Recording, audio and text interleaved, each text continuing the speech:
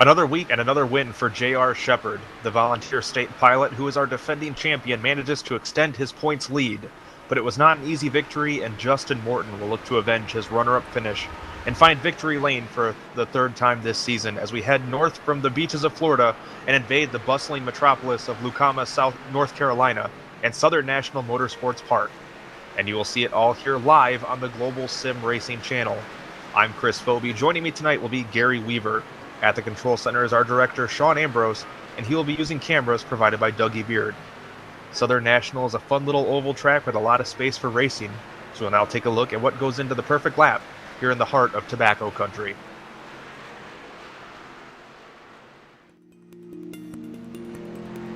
Southern National Motorsports Park has a few distinctions. Opening in 1993 as a 4/10 mile oval in Lucama, North Carolina, the NASCAR Modifieds and Southeast Series made stops here regularly, in addition to the weekly racing. The track closed during the recession in 2008, but reopened only a few years later. Since that reopening in 2012, the 17-degree bank turns have seen nearly constant action. Racing occurs throughout the summer, with 16 weeks of that action featuring various late model divisions, street stocks, and Legends machines. Regional series make stops here, mostly consisting of cars in the super late model and late model varieties, but even some truck series make stops here, adding to the diverse car type that turns laps. The Thanksgiving Classic is one of the premier events at Southern National, with everything from super lates to trucks to bandoleros having races here over a 3-day span. Now it's time to watch some racing in front of 4,500 strong at Southern National.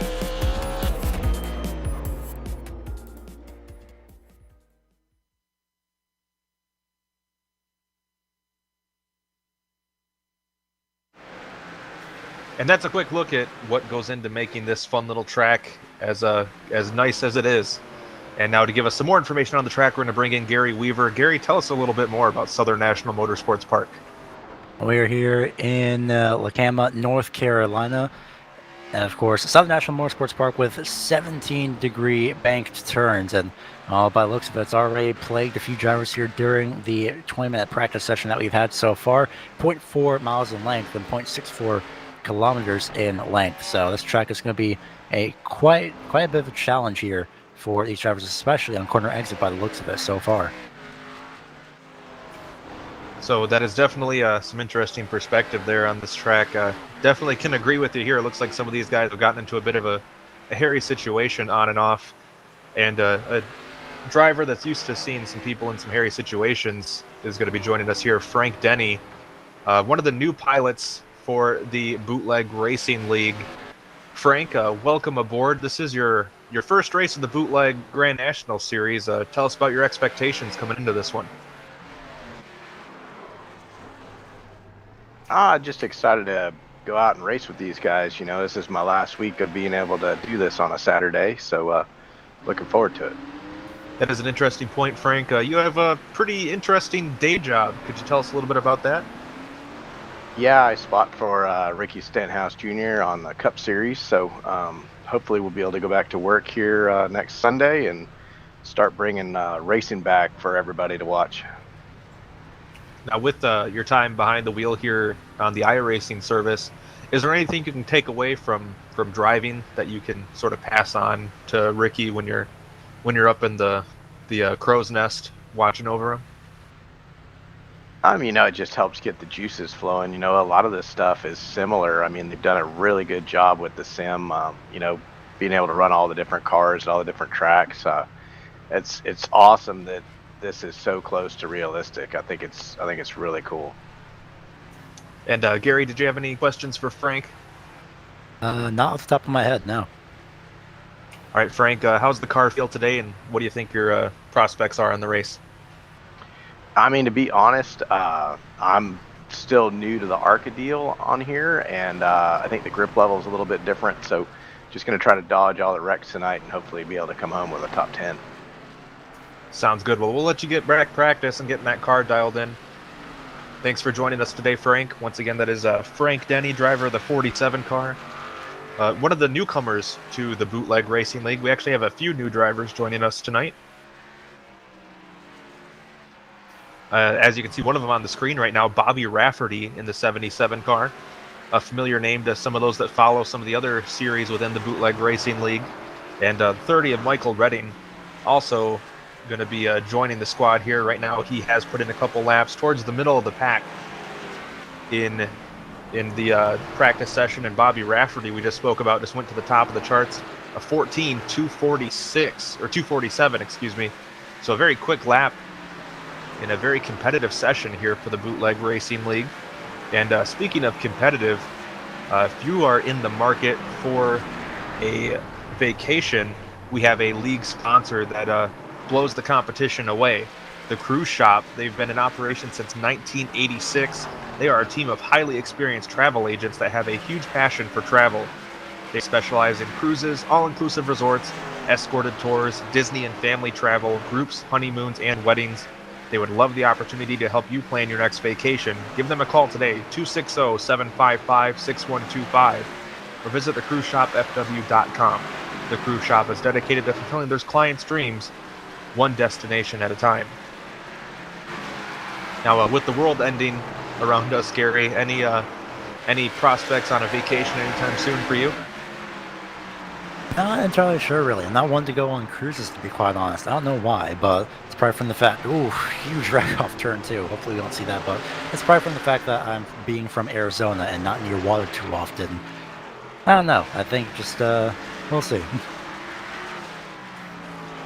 All right, we're going to take a quick look at our point standings heading into this one, and looks like the points fall has not been very dry for J.R. Shepard as he sees himself up front. Justin Morton hanging on to that second position, 24 markers back. James Lowe, who was our runner-up last season, missed a race, but has managed to claw his way back, now sits third in the standings. And then about 20 points back from him is Donnie Moore in fourth, and then 2 markers back from him is Brian Dean in fifth. So still a very competitive points battle for this Bootleg Racing League, Gary. And I know you're just kind of hopping in here this week, but got to say that championship has been pretty spicy so far. Yeah, it's fun seeing some familiar names as well from over from the Dirt Street Stock series here as well. So, Bootleg Racing League, very familiar names, and it's going to be. I'm really looking forward to seeing how these drivers are doing on the asphalt side as well. It goes points battle as well in the process. So, with J.R. Shepard and Justin Morton. I mean, Justin Morton just recently, this past week, had won the Dirt Street Stock Series race, and so I'm pretty sure that he's more than likely looking to try and continue that momentum. That is a very solid point, and well, you might be used to how they do things on the dirt side with their heat race program. They do things a little bit differently here for the Bootleg Racing League on the Grand National side, so take a quick look at the race details here to bring you all up to speed if you're tuning in for the first time. This is the 7th of 11 races. These drivers do 100 laps here at Southern National. They are only allowed 1 set of tires, so they have to make 1 set of tires last the entire 100 lap distance. They are allowed 1 fast repair, and then no qualifying for the Bootleg Racing League in the Grand National Division. We'll take the top 8 finishers of the previous event. We invert the top 8, and that's what sets your lineup. So Matt Shinosky in the 00 is actually set to be your pole car today. We do have a couple drivers that are unfortunately have been to the principal's office this last week. Todd Liston in the 87 car and Ruben Altice in the 11. Both of those drivers with second offenses from the code of conduct for the series. So those 2 drivers will be starting at the back of the field today. And another thing, as we mentioned, adding in a few new drivers. And can you speak to what kind of cohesion issues that may cause with some new drivers hopping into a series as established as this one, Gary? Yeah, having some new drivers in, it's definitely going to be a little bit of a challenge because not everyone here knows how the new drivers could race. The new drivers may not entirely know how the current drivers race. So it's going to be something that's a little bit of a challenge, but depending on how often that the new drivers start to race more often, if they do race more often with the league, then the league will and its members will start to realize, okay, so this is how they race, this is what they might do in this situation. Okay, I can pass them at this time, maybe they'll give me the position. It's a whole lot, but with new drivers, you really don't know what they're going to do aside from what's going on in the practice session. Now, do I remember correctly that Bobby Rafferty is one of those dirt street stock drivers you normally deal with on Fridays? Yeah, some of these drivers with the Dirt Street Stock Series, I've been seeing Matt Shanowski being here, Brian Dean I've seen a couple times, Austin Belkey. Lual Jewell, I believe, is more over on the race control side of that series, but I see Tim Shanowski, but he's not over there. But Matt Shanowski is, Bobby Rafferty, Justin Morton, J.R. Shepard, some key names as well. So I'm really looking forward to seeing how they will race here tonight. Well, with that, we're going to head over to our starting lineup as the race is getting ready to get underway here at the completion of hot laps. Starting on the pole will be Matt Shanowski, as we mentioned, with Lowell Jewell outside of him. Mike Holloway inside of row 2 with James Lowe to his outside. Brian Dean will come home in third with Tim Shanowski, or inside of row 3, I should say, with Tim Shanowski starting 6th. Justin Morton 7th with last week's winner J.R. Shepard outside of row 4. Then we're going to see Todd Liston. He will be dropping to the back, scheduled to start in 9th, and Brad Speidel completes the top 10. Second half of the field will be in the 11th place position, Joe Segala. Bruce Pearson starts in 12th. 13th is going to be Ruben Altiz. Don Haynes starts off in 14th with Kurt Smith. And 15th, Donnie Moore starting 16th to his outside. 17th is Austin Belkey, Bobby Rafferty to his outside. In the 18th position in row 9, Jeffrey Harden starts off in 19th. Frank Denny starts off in 20th. And 21st will be Mike Allen and Michael Redding in 22nd in the final row of row 11. That's right. As we mentioned, new names in the series starting tonight will make things very interesting. Some of them looking very quick. Bobby Rafferty, he's starting 18th. Was, I believe, 2nd or 3rd quick in hot laps. So there's a lot of names here that are new to the series but have been very impressive so far. It is going to be the 00 of Matt Shanowski, and the 19 of Lowell Jewell will be your front row. 100 laps is the distance. Caution laps will count. This is round number 7 of 11 here at Southern National Raceway Park.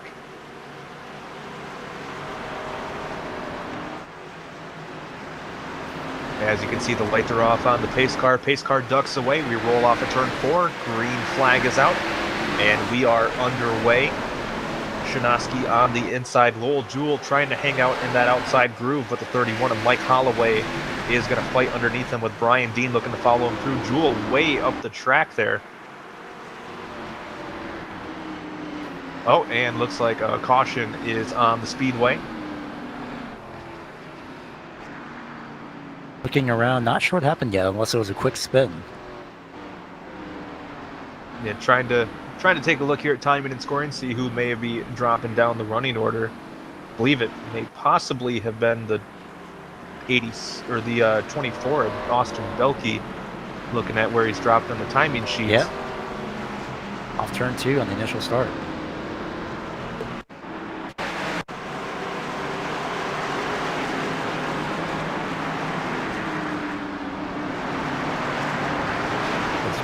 Coming to the green flag Belkey on the inside. Went through turns 1 and 2 and just matches the apron. Misses the inside pit barrels, a little bit of a nudge to the inside wall. So, well, that's an aspect we didn't really touch on too much during the pre-race show, Gary, but that apron can be a little bit treacherous here with the fall off from the banking. That banking difference is absolutely massive and insane. So if there are many tracks where you don't want to get crossed between the banking and the asphalt, or banking and the apron, I should say, one of them being Daytona, Talladega, for example, but even smaller short tracks in a sense like this, the banking and apron transition is just so big to the point where the car gets upset, and next thing you know, all grit's pretty much gone. Yeah, when you go from a 17-degree bank track to a completely flat apron, it's definitely not going to be too helpful with the maintaining the adhesion on the track. But it looks like pace car is back in already. A very quick caution there as the green flag is back out. Shanowski fires off. Holloway able to get down to the bottom of the track already. So he's going to be right in the tracks on the 00, and once again, caution's out.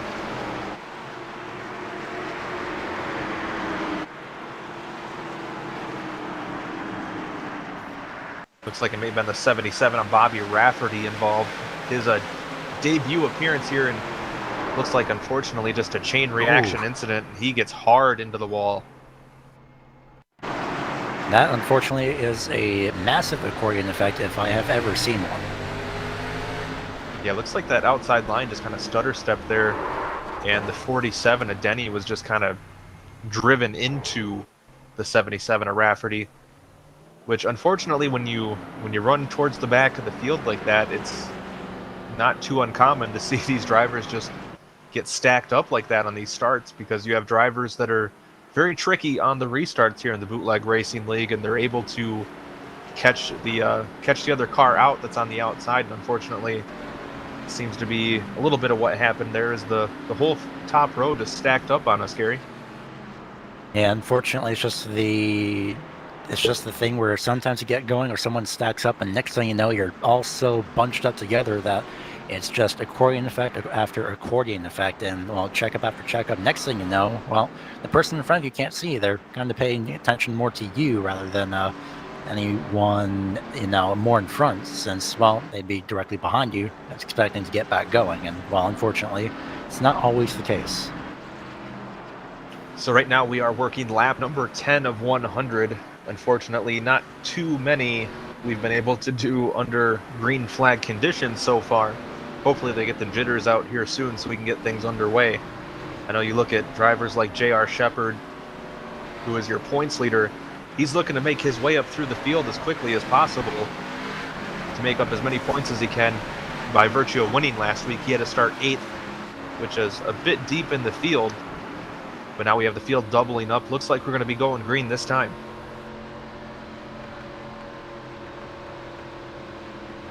So taking a look at that beautiful iRacing Mustang pace car as it drops off into the pit area. Green flag is back out, and Shinovsky gets another great start. Leaves a big gap for the 31 of Holloway to pull down to the bottom of the track. James Lowe up in that upper groove. Looked to have been bobbling a little bit, but doesn't seem too worse for wear. Quite a bit of banking here to support an outside groove, Gary. Do you think we'll see it come in sooner than later? All right, now, considering that everyone is all on the inside lane, save for the 99 of James Lowe and a few other drivers directly behind him, and, well, now that I say that, there goes the 07 down to the inside lane of Tim Chinosky, so caution out again. Yeah, looked like the 59 of Mike Allen was sitting there on the straightaway. And it was.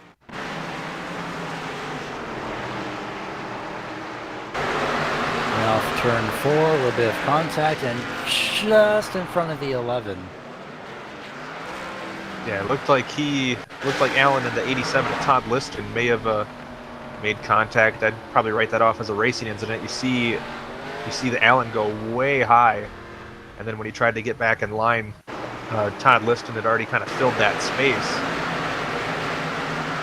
See, riding along from above, you'll see Allen kind of pushed up the track, left room there, and tried to get back in line. And unfortunately, the 11 of Ruben Altice getting stacked up in that.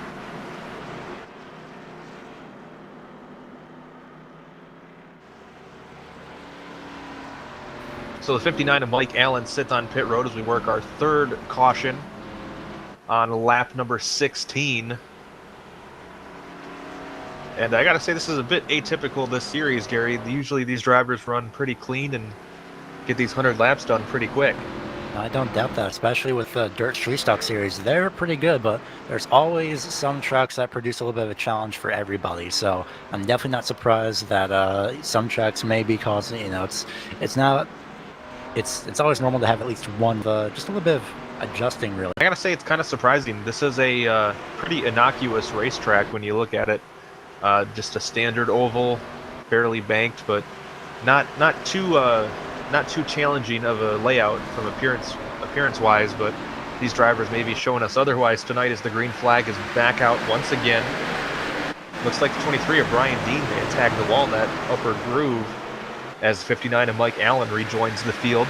Ooh, and Dean gets into the wall on the outside line. Looks like we're staying green so far. Tough break for Dean, though. Oh, 44th around.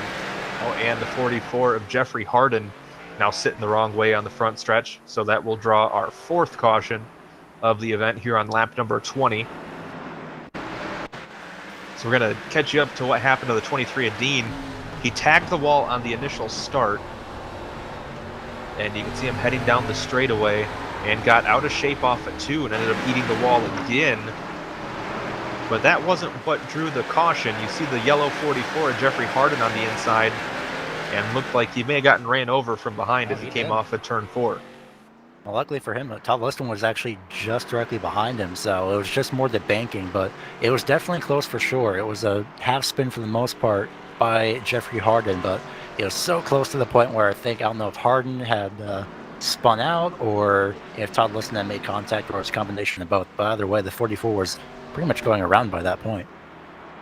I had to say that was a great pull by our director, Sean Ambrose. He managed to catch both incidences in the same camera shot.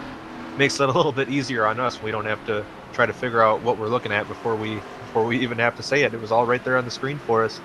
Now we just need to get one of those, like, what is it they called it, the Telecaster, where they were able to draw on the screen, start circling stuff. It'd be sweet.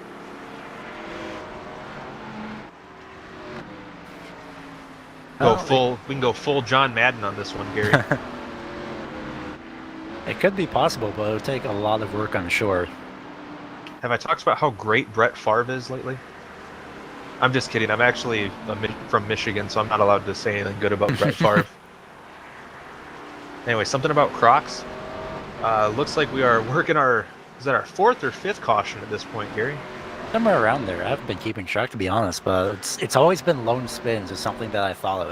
It's always been at least 1 or 2 car incidences, so it's definitely a challenge again still. So hopefully these drivers can get adjusted to the racetrack and see what they can do, and maybe try to use that top side a little bit more often. But well, as lights go out, as the cautions kind of string themselves along, cautions breed cautions, well, might want to try going single file just for a little bit. Yeah, maybe just throw a bucket of cold water on these guys, calm them down. We did have a switch for position. The second place car is now the 19 of Lowell Jewell, so he's back on the front row. Looks like he was ahead of Holloway as they passed the scoring loop. Green flag is back out, so a great start by Shinosky. The 9 of Justin Morton has been able to systematically work his way up under these cautions. He now runs in the 4th position. He's in that outside line, but he's got the 99 of James Lowe and the 98 of J.R. Shepard, 2 of the other top dogs in this series, right there, all clubbed together around the 4th position, as James Lowe now gets underneath Lowell Jewell, trying to break into our podium positions, and looks like we have another caution on the track. Osagala, the 87, as well as looks to be the number 6 of Kurt Smith involved. Looks to be it started around the 6 and the 87. Actually just up in front of them with Josagala. So following along with Kurt Smith here, we're actually going to take a look from overhead. 47 of Denny got into the back of the 81 of Segala. Segala goes up the track, and unfortunately just wrong place, wrong time for Todd Liston. I think this. Yeah, you can see him get a little bit of a shove. He headed down to the apron and then came up across the nose of Liston. Just one of those moments where it's just a mad scramble and really nowhere else to go. Yeah, you see Segala get the apron there, and unfortunately he was just going a little bit too quick to react to that one.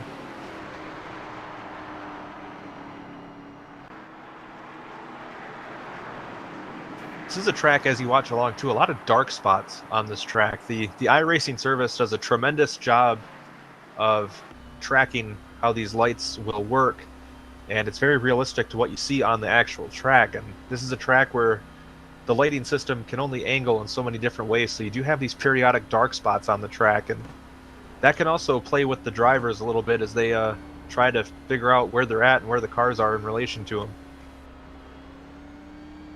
Yeah, sometimes it poses a little bit of a challenge at times, but luckily when given a lot of practice really, and utilizing really just knowing where really the best place is to pass at some points, I mean, it could definitely work out pretty well. So say the entry to turn number 3 just on the back straightaway, a little bit of a decent dark spot there, so lights are out in the pace car. All right, so we're working our 5th-ish caution. It's now a change in that front row again. Actually Mike Holloway is being scored as the leader, but looks like Shanoski's going to stay on the inside line. I think that may possibly be an error on my timing and scoring screen, but we will keep that rolling with Shanoski out in front now as James Lowe gets to the inside of Holloway for the runner-up position. And it looks like the 71 of Hine and the 11 of Altice tangling towards the back of the field. That's going to draw our 6th-ish caution. So following along, keep an eye on that 71 car right there, John Hine. This is them taking the green flag. And looked like he may have got on the brakes a little bit hard to try to avoid running into the car in front of him. And looks like Altice and the 24 of Austin Belke got tangled in as well, Gary. Yeah, just a big chain reaction, unfortunately, and Belke with absolutely nowhere to go. It's one of those moments and phrases that you hear often. Well, it's always the case. Sometimes it just happens so quickly and so suddenly that there's literally nowhere to go. So Belke and, unfortunately, Ruben Altice both stuck behind the pace car for the time being. As well, that's where they were placed behind the pace car when that came out. Kurt Smith getting waved around as well to get back on the lead lap. Yeah, and that's one of the unfortunate parts about racing on these short tracks like we do with the Bootleg Racing League is there's not a lot of time or space to react when stuff happens in front of you like that. Maybe on the bigger tracks you're going a lot faster, but you also have a lot more room. Whereas you can see there's a wall pretty much all the way around the inside of this track. It's a bit on the narrow side once you get going down those straightaways and just nowhere to go when stuff like that happens. Yeah, sometimes it's one of those moments where you go to the inside, and next thing you know, there could be a car sliding down into the inside directly in front of you, and well, at that point, you just have to hit the brakes and hope for the best, and you just minimize the damage possible. And sometimes you're lucky, sometimes you're not. Yeah, that is definitely a very fair point. So we are working lap number 38 right now of the scheduled 100. Got the field doubled up. So should be going green this time. Lights are off on the pace car. Pace car ducks in and the 00 fires off immediately. The 31 of Holloway does have time to get back to the bottom of the track, so he'll be able to defend his position a little bit easier on lap 39. And the battle right now is for 4th as the 19 of Lowell Jewell gives way to the 98 of J.R. Shepard. The 9 of Justin Morton in there as well. Morton's going to be clear as they head down the back straightaway. So taking a look now on board with the 98 of J.R. Shepard, our current points leader, winner of the last 2 consecutive events. In front of him is James Lowe, who was his championship rival last season. Lowe comes into the night 2nd in the points chase. And these top 4 cars are nose to tail right now, Gary. And you see, well, caution is out, so I'll bring that point up in a moment, but I believe it was from Jeffrey Harden. He was pretty slow on the exit. It was a lone spin, I believe, from Jeffrey Harden. Maybe had a little bit of help. No, he just broke loose.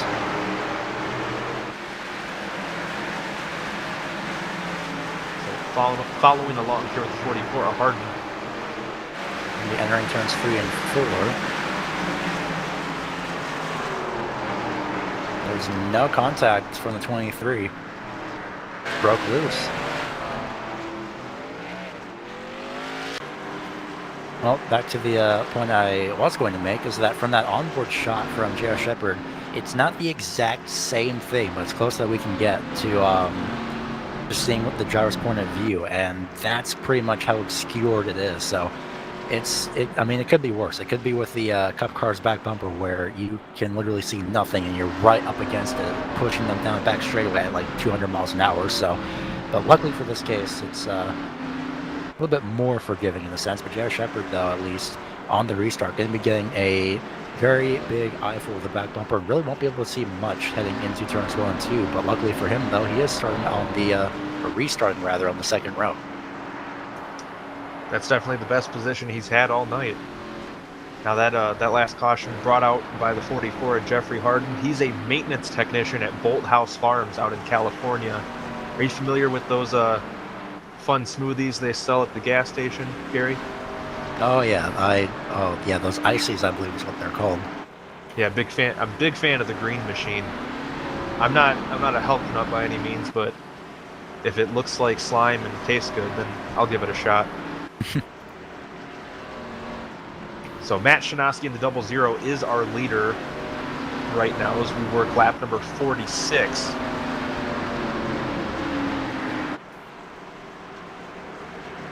Shanoski, one of those drivers that has quite a bit of real-world experience, a former late model competitor, or late model mechanic, and is also an employee of the Jennerstown Speedway in Jennerstown, Pennsylvania, which was one of the very popular stops on the old ASA tour back in the day, if you're a longtime fan of short track racing.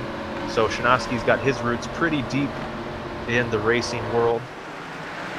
He comes off of turn 4, green flag is back out. Shanoski is going to be your leader once again. Enough room for that 31 of Holloway to get to the bottom. And now the race is really on for that third spot. The 98 of J.R. Shepard, very aggressive in that outside groove. Shepard, a very calculating driver. He usually does not make a move until he's sure of the success rate of it.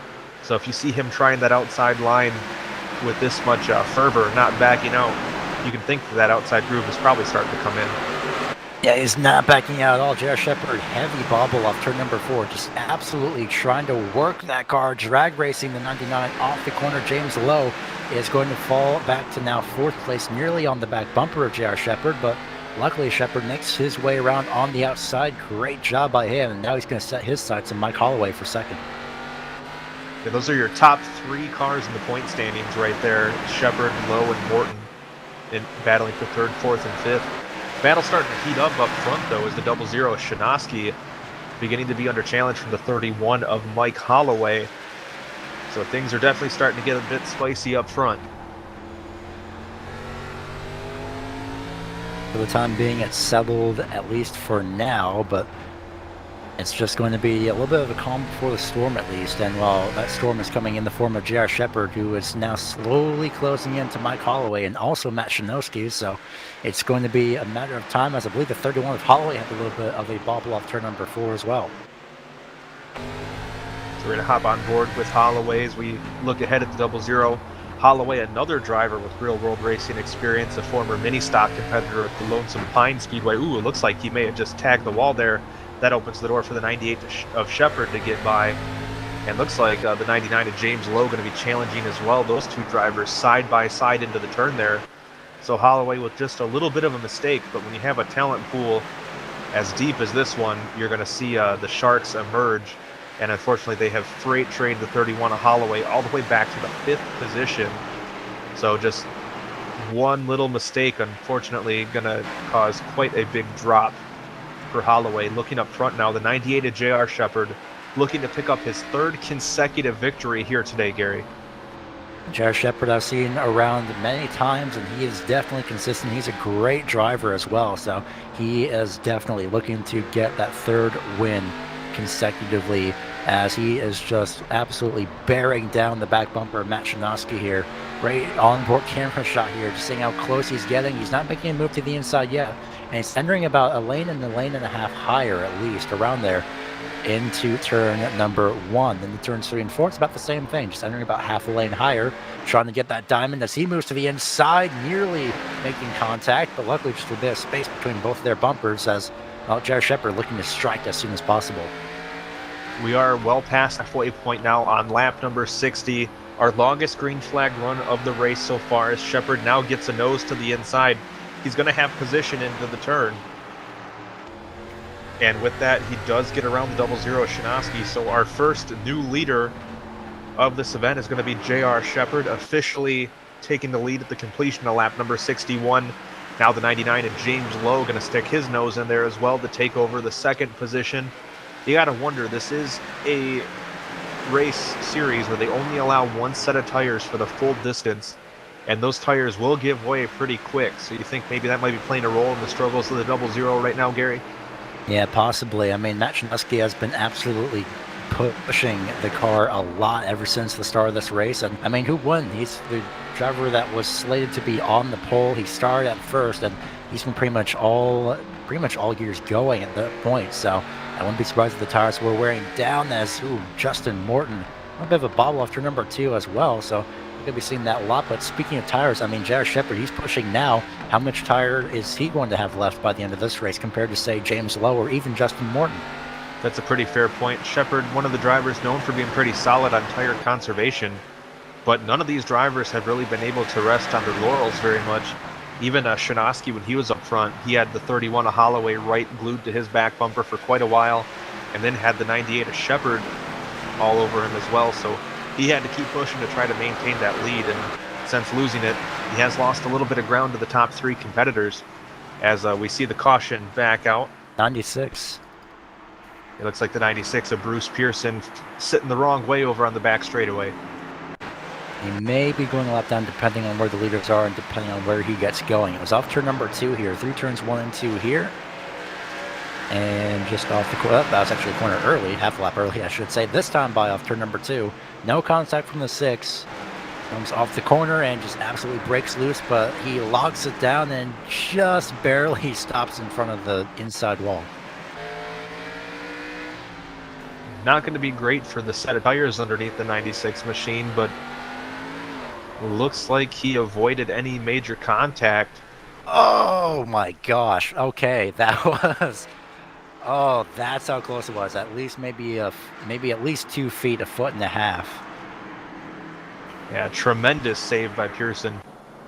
And this is a track where you do have to finesse the car off the corners a little bit. It's not one of those tracks where you can just stomp the gas and go. You got to ease into it a little bit.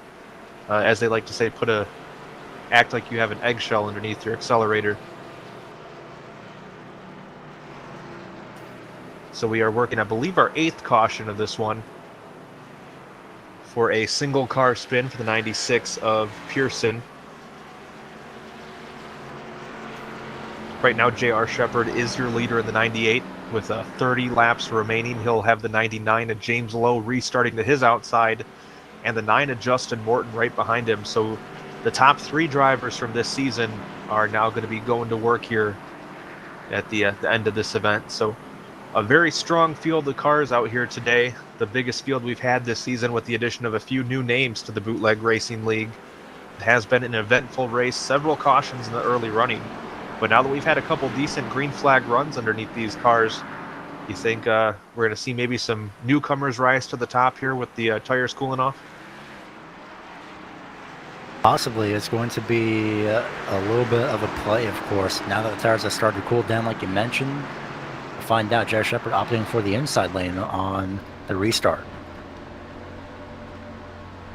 And you can take a look back through the field. We're actually looking back from the 9 of Justin Morton. There's a lot of very good cars in this field that are still not made their way to the top as the green flag is back out. We're taking a look through the field as they head through turns 1 and 2. Was just noticing the 77 of Bobby Rafferty, who started 18th and worked his way up into the 7th position at the time of the last restart. And Frank Denny, another new name for the series, started 20th today. He's up to 10th, and Michael Redding started 22nd and is up to 11th. Those are our newcomers in the series, definitely showing their worth as an addition to the field as they have marched their way up through the field. Right now, Justin Morton made his way up to 2nd place. He set his sights on J.R. Shepherd now, and what a week it would be for Justin Morton if he could pull off a win for 2 series in a row at least over here on GSRC. So we'll see if he can capitalize on his dirt street stock run as Bobby Rafferty's around in the middle of the field. Looks like Frank Denny involved in that one as well as another car. It looks like we are still stacking them up, so it looks like we might have a bit of a parking lot over on the backstretch. Yeah, you can see easily 5 or 6 cars tangled up in that one. Our 9th caution of the event will follow along here, keeping an eye on the 77 of Rafferty up front of this gaggle of cars here. And looks like the 23 of Dean gets into his back bumper, sends him around. and then just in comes everybody. Yep, 87 a Liston got tagged in that one. I believe the 30 a Redding, 47 a Denny the wrong way. I see Altice, Harden, Belkey, Pearson, I believe Mike Allen, Lowell Jewell, and Joe Sagala all caught up in that one. So I think at this point it'd be easier to consider who was not involved in that one. Actually, looks like the 24 Belkey was able to get her back down in time, did not actually get tangled up in it, just had to come to a stop to avoid it. We're going to keep an eye on him here. And yeah, just might have just tipped the wall there with the left front. But looks wow, fine on the exterior.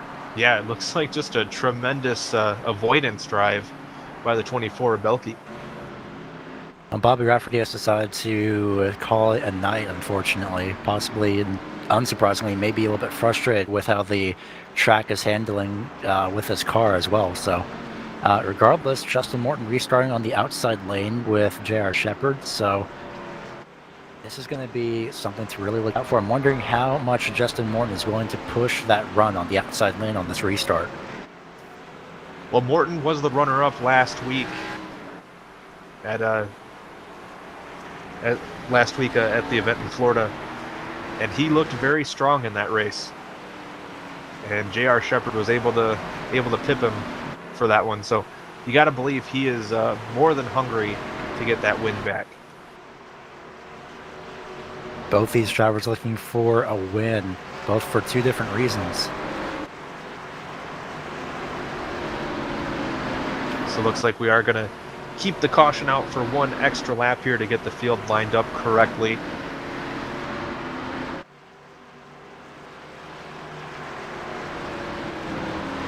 Somebody, may have been Altice, who was a bit slow on the racetrack. That's probably why iRacing decided, yeah, Altice actually had spun out when trying to get back around. He was already damaged, so.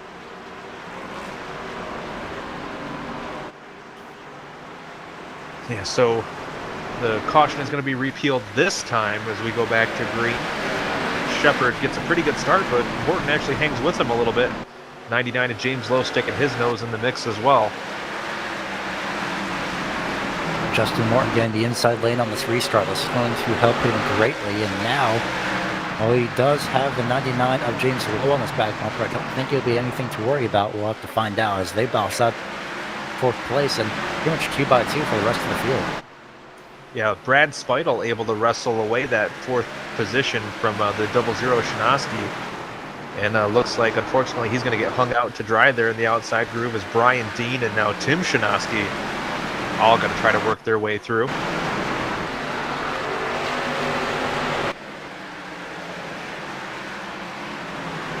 Right now, J.R. Shepard currently in the lead. Caution is not out yet. We'll let you know. Just a little bit of a scoring error, unfortunately, but Justin Morton continues to set the pace, as well as James Lowe, and they are nearly 3 wide off the corner for about 6th, 7th place between them. And the 00 of Matt Shinoski just continues to get shuffled back, unfortunately. Now gets around Liston, going to move to that 8th position. One of the more important spots on the track, because the driver that finishes in that 8th spot will be starting on the pole next week as we head to Lucas Oil Raceway in Indianapolis.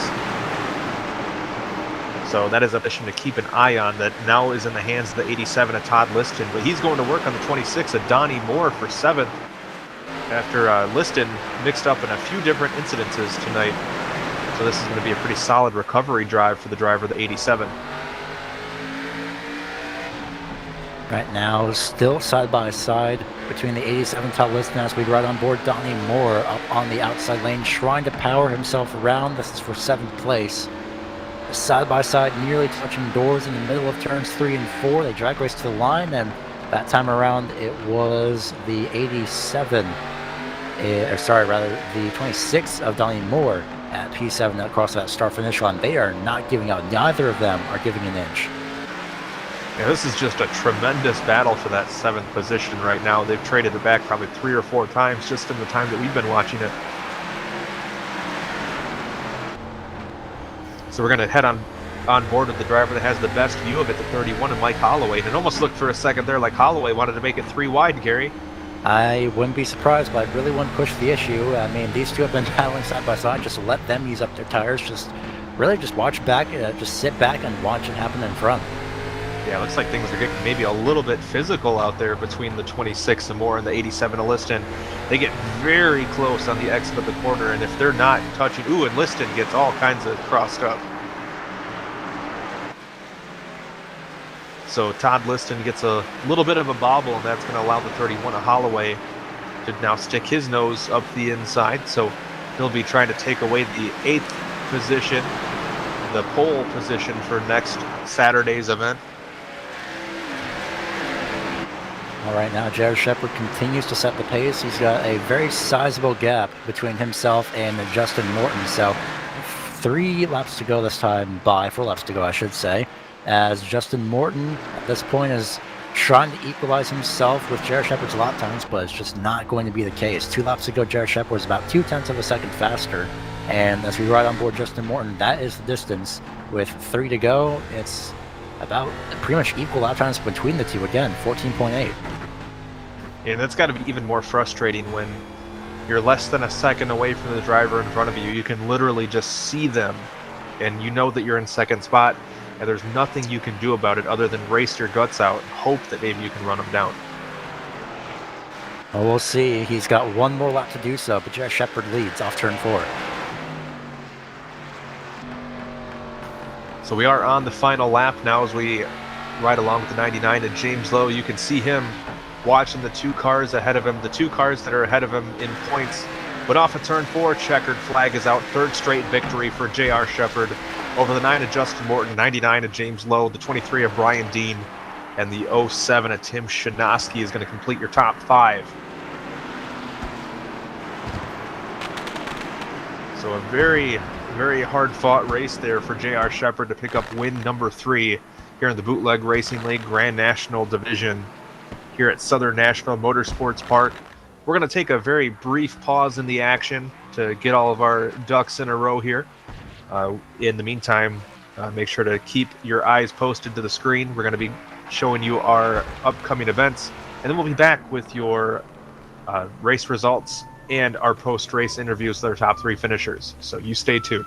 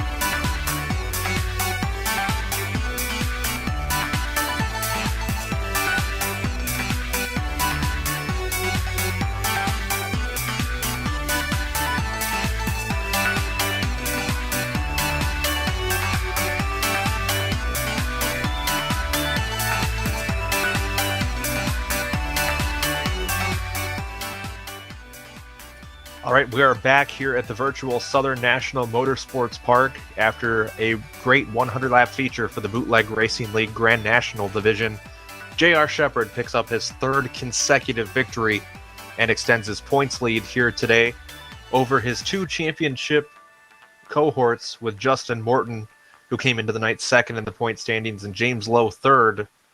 Brian Dean had a pretty strong performance to bounce back from an early caution to come home in fourth, with Tim Shanoski with a quiet run comes home in the fifth position. Brad Speidel comes home in sixth, with Donnie Moore seventh. Mike Holloway will start on the pole next week at Lucas Oil Raceway by virtue of his eighth place finish tonight, with Kurt Smith and newcomer to the series Frank Denny completing your top 10. Second half of the field in 11th place is Todd Liston with Llewell Jewell coming in 12th.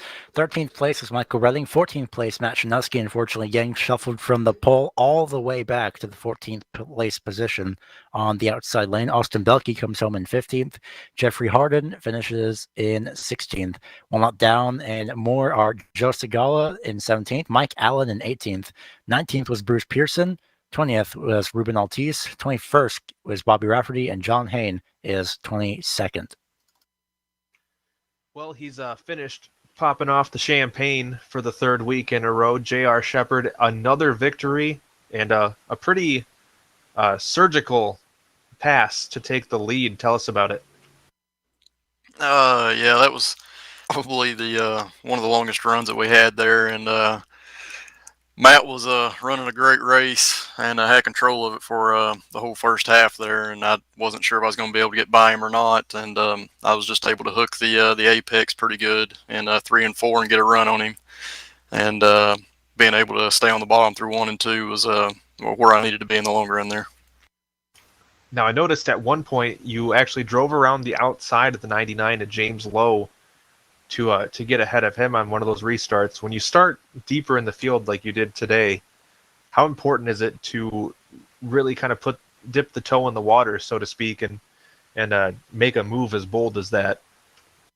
Yeah, you've got to, for sure, when you're starting in the back, and it's really tricky on these restarts because if one person slips or spins the tires or bobbles in the corner, it can really hurt you, especially being on the high side and you don't have a whole lot of options. So it was nice to have a good restart there and to be able to try that line out and see what I needed to do in case I needed it for late in the race.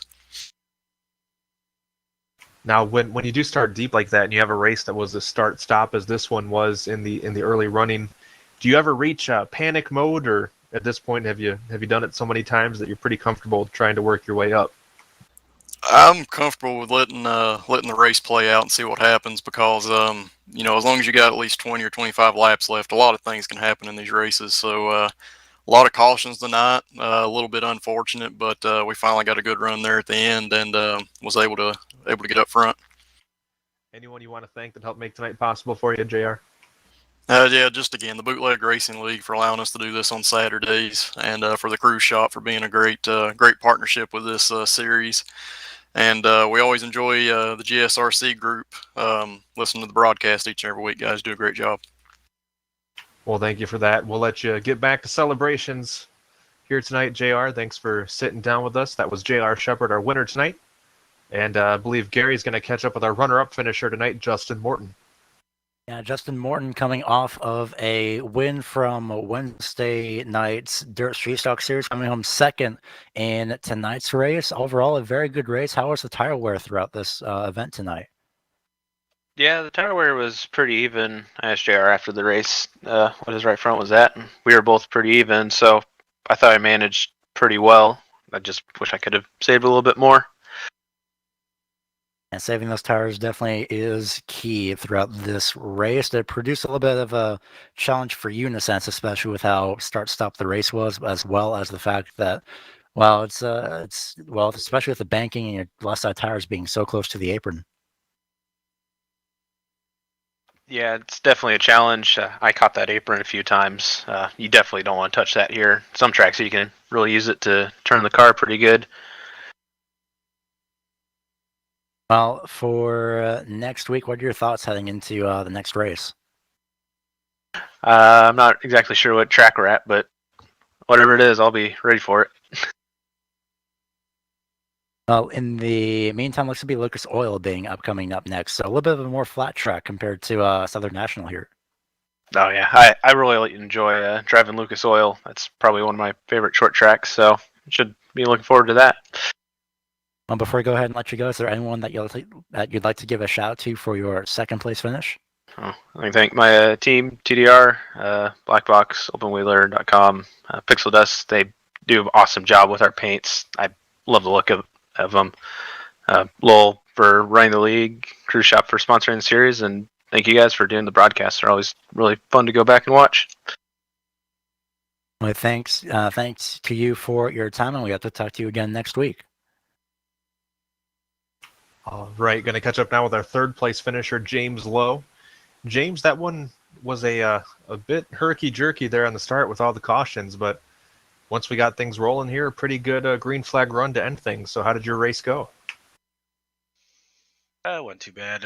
At the start there, I kept getting caught up on the outside line for the restarts, which wasn't ideal. But we slowly managed to get our way up there, and then got past on the outside there. Pretty good pinch job. Not sure how that goes forward. Pinching is a so 50-50 proposition there. So I don't know how it plays out the rest of the year, but we managed to stay up there in third and just ride out at the end. I was ready for it to be over. Now we move towards a pretty different setup next week as we head to Lucas Oil Raceway in Indianapolis. What are your opinions on that track as we transition over from a very different track here tonight? It should be a good race. I just hope we get rid of some of these cautions. It's not too much fun riding around under pace laps for half the race, but I'm sure we'll get it figured out, and we'll go have a good run at Lucas Oil and see who comes out the victor. All right. Anybody you want to thank to help make tonight possible for you, James? Yeah, I want to thank my race team, Balls Out Racing, for the support, and Pulse Racing for the paint jobs, and Cruise Shop for sponsoring this whole deal, and Lowell Jewell for putting all this on, and you guys for broadcasting. We appreciate that as well. Congratulations on a good run tonight, James, and hopefully we'll be talking to you next week. See ya. All right, that was James Lowe, our third place finisher tonight. And while they've thanked everyone we have a couple people to thank ourselves here at GSRC. We, of course, want to thank the Cruise Shop, sponsors of the series. You can reach them once again at 260-755-6125 or visit thecruiseshopfw.com. Racing League allowing us to host their events each and every week here on the Global SimRacing Channel. And we want to thank the companies that provide the software and hardware for our broadcast listed here on your screen. Also want to thank June Malone, who provides our wonderful music. See the screen for how to get a hold of more of her great work.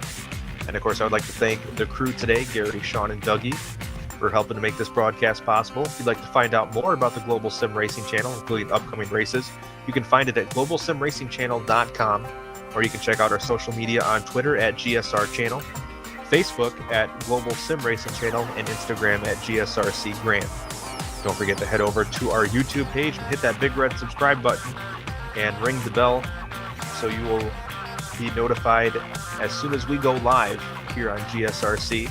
If you want to see more of the Bootleg Racing League, we will be in action 1 week from tonight. The Lucas Oil Raceway in Indianapolis will be Saturday, May 16th, 8:50 p.m. will be the start time. We also have upcoming races for other series listed on the screen, so check those out and mark them down on your calendar. And until next time, race clean, race hard, and we'll see you on the track.